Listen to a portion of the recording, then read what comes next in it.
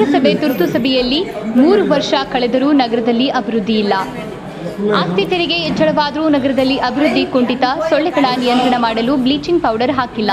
ನಗರಸಭೆಯಲ್ಲಿ ಸದಸ್ಯರಿಗೆ ಬೆಲೆ ಇಲ್ಲ. ಚರಂಡಿಗಳು ಹೂಳು ತೆಗೆಯುವುದಿಲ್ಲ.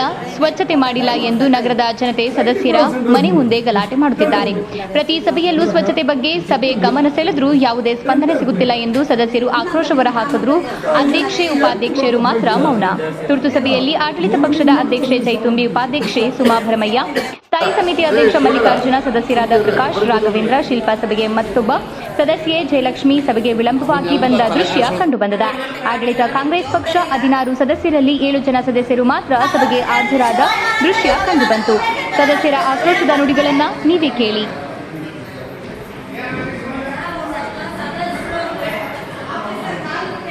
ನೀರಿನ ತೆರಿಗೆ, ಮಳೆಗೆ ತೆರಿಗೆ ಮತ್ತು ಕನ್ನಡ ಪರವಾನಿಗೆ ಈ ರೀತಿಯಾಗಿ ವಿವಿಧ ರೀತಿಯ ನಾವೇನು ಸೂಕ್ತ ವಸೂಲಾತಿಯನ್ನು ಮಾಡಿದ್ರು ಆ ವಸೂಲಾತಿಯಲ್ಲಿ ಕನಿಷ್ಠ 5% ಇಂದ ಗರಿಷ್ಠ 25% ವರೆಗೆ ಪರಿಗಣಿಸಲು ಒಂದು ಸ್ಟಾಂಪ್ ಪೇಪರ್ ಕೊಡುವಂತ ಒಂದು ಸುತ್ತೋಲೆ ಇದೆ.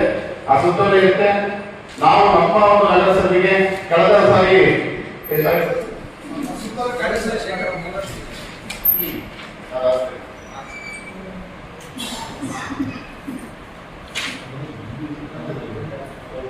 ಎಲ್ಲರೂ ನಮಸ್ಕಾರ.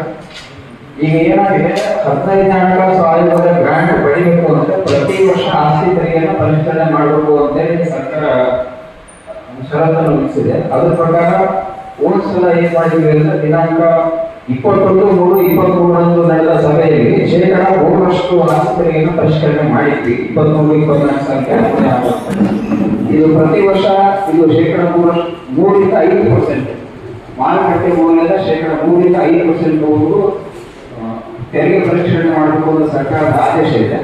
ತಾವು ಎಷ್ಟು ಪರ್ಸೆಂಟ್ ಮಾಡಬೇಕು ಅಂತ ಹೇಳಿದ್ರೆ ಅಷ್ಟು ಪರ್ಸೆಂಟ್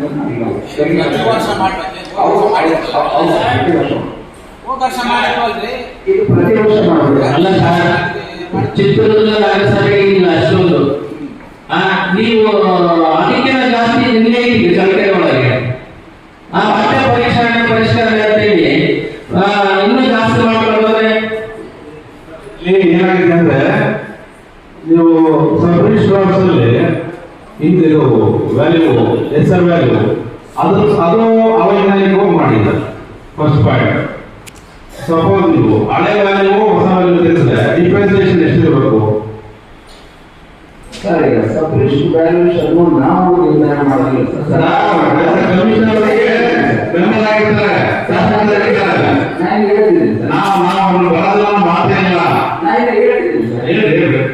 ಹೋಸಲ ತೆರಿಗೆ ಪರಿಷ್ಕರಣೆಗೆ ಸಾರ್ವಜನಿಕ ಪ್ರಯಾಣ ಕೊಟ್ಟಾಗ ತಾವು ಅದಕ್ಕೆ ನಮ್ಮ ತಕರಾರನ್ನ ಆಕ್ಷೇಪಣೆಯನ್ನು ಸಲ್ಲಿಸಿದ್ದ. ನಿಮಗೂ ನನಗಿಂತ ಸ್ಪಷ್ಟ ಮಾಹಿತಿ ನಿಮಗೆ ಇದೆ. ಈಗ ಅದು ತೆರಿಗೆ ಪರಿಷ್ಕರಣೆ ಸಂಬಂಧ ತಾವು ಜಿಲ್ಲಾಧಿಕಾರಿಗಳು ಕೂಡ ತಾವು ಮನವಿ ಸಲ್ಲಿಸಿದ್ರಿ. ಹೆಡ್ ಕ್ವಾರ್ಟರ್ ಜಿಲ್ಲೆ ಅಲ್ಲೇ ಕಂದಾಗಿ ನಾವು ಜಾಸ್ತಿ ಇದೆ. ನೀವು ಫಸ್ಟ್ ಪಾಯಿಂಟ್ ಏನ್ ಮಾಡಿದ್ರೆ SR ವ್ಯಾಲ್ಯೂ ಸರಿ ಮಾಡಿ ರೈಸ್ ಮಾಡ್ಕೊಂಡಿಲ್ಲ, ಅದ್ರ ಮೇಲೆ ಪರ್ಸೆಂಟೇಜ್ ಆಗಿ ಕೇಳಿದ್ರು SS ಲೆಕ್ಕ ಮಾಡೋದು.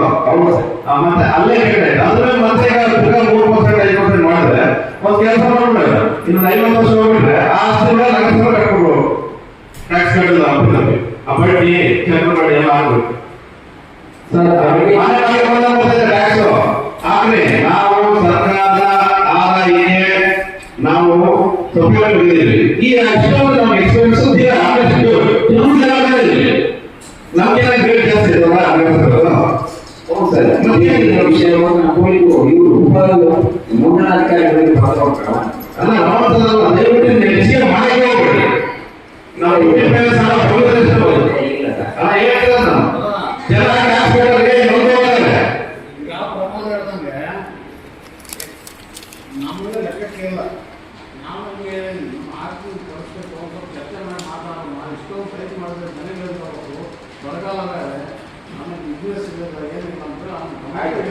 ಸಬ್ ರಿಜಿಸ್ಟ್ರು ಮತ್ತೆ ತಹಸೀಲ್ದಾರ್ ನೀವು ಮಾತ್ರ ಲಾಸ್ಟ್ ಮೀಟಿಂಗ್ ಅದೇ ಹೋಗಿದ್ರು ಅಲ್ಲಿ ಯಾರು ಧ್ವನಿನೇ ಇರ್ತಾವ. ನಿಮ್ಗೆ ಏನು ಅಲ್ಲಿ ಯಾರು ಇಷ್ಟು ಟ್ಯಾಕ್ಸ್ ಮಾಡಬೇಕಪ್ಪ ಕಮಿಷನರ್ ಹೇಳಿದ್ರೆ ಕಮಿಷನರ್ ರೂಲ್ ಹಾಕೋದು ಈ ಬಿಲ್ ಕಲೆಕ್ಟರ್ 3000 ಗೇಟ್ ಕಟ್ ಕಳ್ಸರ್ ನೀನೇ ತೋರಿಸಿ ಮಾಡಿ ಅದು ಎಷ್ಟೆಷ್ಟು ಒಬ್ಬ ವ್ಯಕ್ತಿ 2021, 22, 24, ಈ 2 ವರ್ಷಕ್ಕೆ 10,000 ಕಟ್ಟಿದ್ರೆ 3 ವರ್ಷಕ್ಕೆ ಎಷ್ಟು ಬರ್ಬೋದಾ? ಸುಮಾರು ಏನಾದ್ರು 35,000 ಬರುತ್ತೆ. ಮಿನಿಮಮ್ 30% ಜಾಸ್ತಿ ಆಗಿದೆ. ಅಲ್ಲ ಒಂದು 10% ಅಲ್ಲಿ ರೈಸ್ ಮಾಡ್ತಾರೆ. ಒಂದಾದ್ರೆ ನಾವು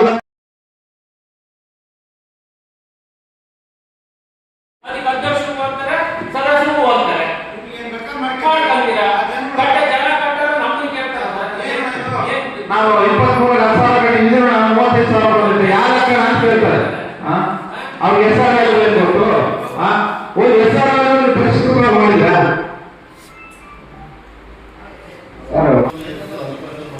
ಆದ ಸಂಬಂಧ ಸರ್ಕಾರದಲ್ಲಿ ಪರಿಗಣಿಸಲು ನೀವೇ ಎಷ್ಟು ಫಿಕ್ಸ್ ಮಾಡಬೇಕು? SRI ಎಷ್ಟು 30% ಜಾಸ್ತಿ ಆಗಿರಬಾರ್ದು. ನೀವು 50% ಹೇಗೆ ಮಾಡಿದ್ದೀರಾ? ಹೇಗೆ ಮಾಡಿದ್ರೆ ಮತ್ತೆ ಸರ್ಕಾರಿ ಸೂತ್ರ ಉಲ್ಲೇಖ ಮಾಡಿ ನೀವು 10% ಮಾಡಬೇಕು. ಇನ್ಕ್ರೀಸ್ ನೀವು 25-50% ಮಾಡಿದ್ರೆ ಅಲ್ಲ, ನೀವು ಹಳೆ ಸರ್ಟಿಫಿಕೇಟ್ ಬುಕ್ ಹೊಸ ಸರ್ಟಿಫಿಕೇಟ್ ಬುಕ್ ತರಿಸ್ಕೊಳ್ಳಿ. ಆಮೇಲೆ ನೋಡ್ರಿ ನೀವು ಇನ್ಕ್ರೀಸ್ ಆಗುತ್ತೆ. ಅದ್ರ ಮೇಲೆ ನಾವು ಡಿಪೆಂಡ್ ಮಾಡ್ತೀವಿ. ನಾವು ಸರ್ಕಾರಕ್ಕೆ ಆದಾಯ ಬೇಕು. ಇವೇ ಇದು ಅಪ್ಲೈಗೆ ಕೊಡಿದ್ದಾರೆ ದುಡ್ಡು. ಅವ್ರು ಜನರು ತಿನ್ನೋದೇ ಆಗ್ತದೆ.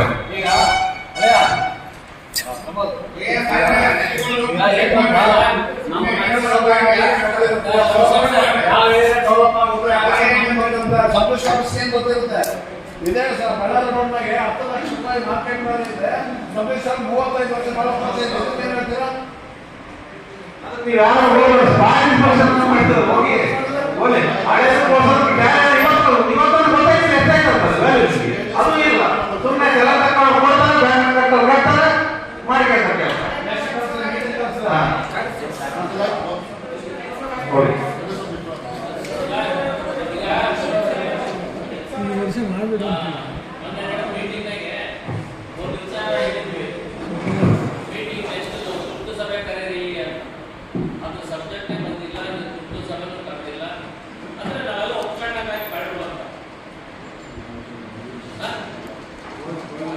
ಗೋವಿಂದ ಒಂದು ಕಾಂಟ್ರಾಕ್ಟ್ ಮಾಡಿ ತೋರಿಸಿದ್ನಲ್ಲ ಇಲ್ಲಿ ನಗರಸಭೆಗೆ.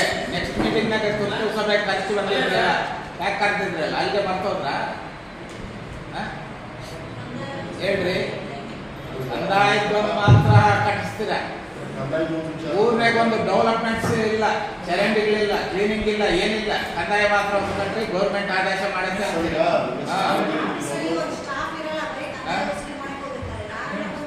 ಅದು ಮಾತ್ರ ಬೇಕು. ಜನಗಳಿಗೆ ಮೂಲ ಸೌಕರ್ಯ ಬೇಡ. ಏನೇ ನೋಡಿ ಚರಂಡಿ ಬೇಸಿಗೆ ಬಂದತ್ತಲ್ಲ, ಈಗೆಲ್ಲ ಅಕ್ಕಿ ಜ್ವರ ಕೋಳಿದ್ದು ಇದೆಲ್ಲ ಬಂದ್ಬಿಟ್ಟು ಚರಂಡಿಗಳೆಲ್ಲ ವಾಸನೆ ಇಟ್ಟದವೆ. ಏನನ್ನ ಕ್ಲೀನ್ ಆಯ್ತಾ?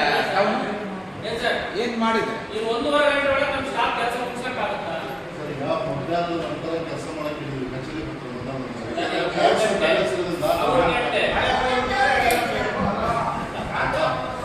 ಟ್ಯಾಕ್ಸ್ ಅತಿ ಹೆಚ್ಚಾಗಿ ಬ್ಯಾಲೆನ್ಸ್ ಇರೋದ್ರಿಂದ ಟ್ಯಾಕ್ಸ್ ಹೋಗಲೇಬೇಕು.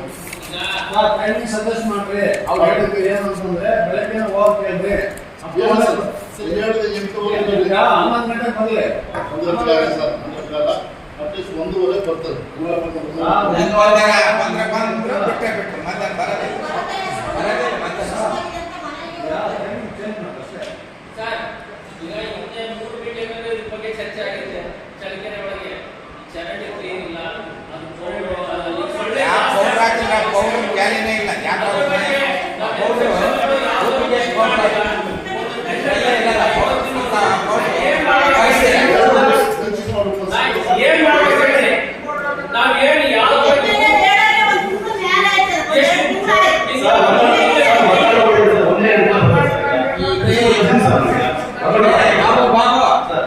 ಏನು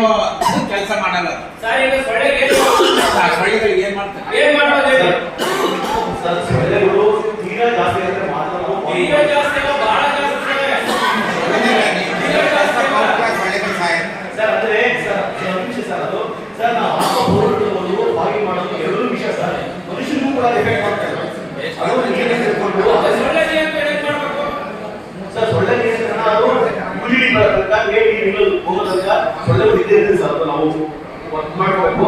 ತೀರಾ ಜಾಸ್ತಿ ಆಗಿರೋದ್ರೆ ನಾವು ಫಾಯಿಲ್ ಮಾಡ್ತೀವಿ ಸರ್, ಫಾಯಿಲ್ ಅವಾಯ್ಡ್ ಮಾಡಿ. ಹೈಕೋರ್ಟ್ ಆರ್ಡರ್ ಇದೆ, ಫಾಯಿಲ್ ಮಾಡಬೇಡಿ ಅಂತ.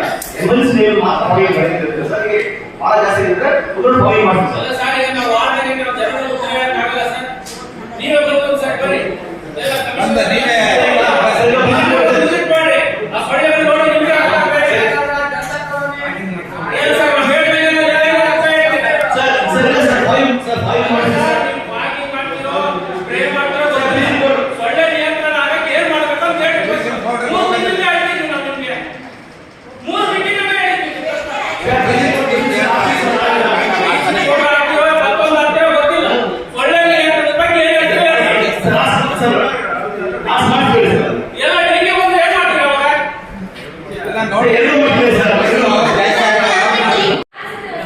ಬಂದಿದೆ ನಾಳೆ ಸಿಗ್ಬಿಡ್ತೀವಿ.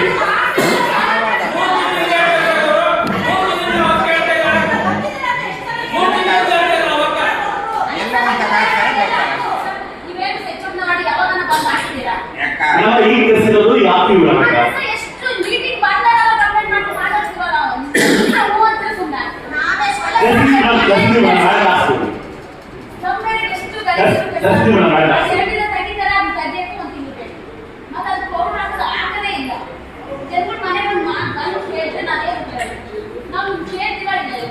ಈಗ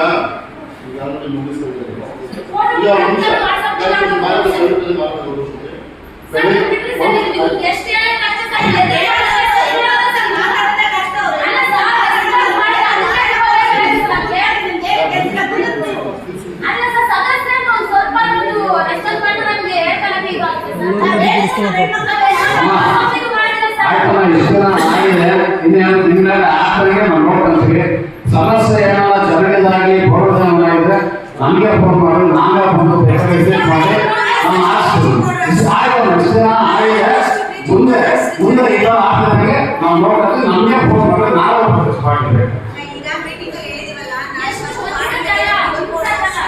ಆಯ್ತು. ನಿಮ್ಮಲ್ಲಿ ಆರಿಸ್ತೀವಿ,